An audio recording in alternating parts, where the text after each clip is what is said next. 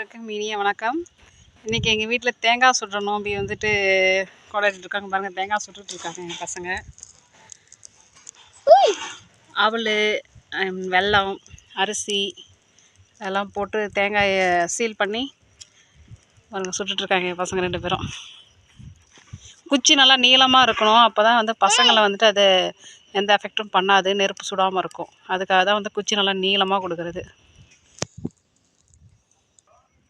நல்லா தணலில் வெந்துக்கிட்டு இருக்கு தேங்காய். ஸோ இது நல்லா சுட்டு எடுத்ததுக்கப்புறம் எப்படி இருக்குன்னு உங்களுக்கு நான் காமிக்கிறேன். தேங்காய் ஃபுல்லாக சுட்டாச்சு பாருங்க, ஃபுல்லாக வெந்துருச்சு.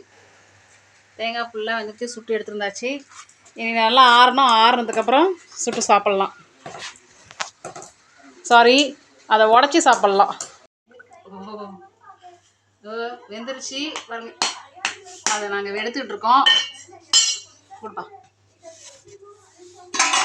தேங்காய் சுட்டாச்சு.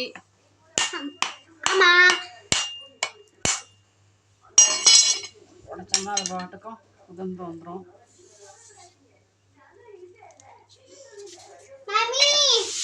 பார்த்தீங்களா கைஸ், இவ்வளோ அழகாக சூப்பராக வெந்திருக்கு. செம்ம டேஸ்டியாக இருக்கு.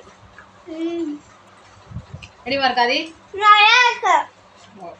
தேங்க்யூ.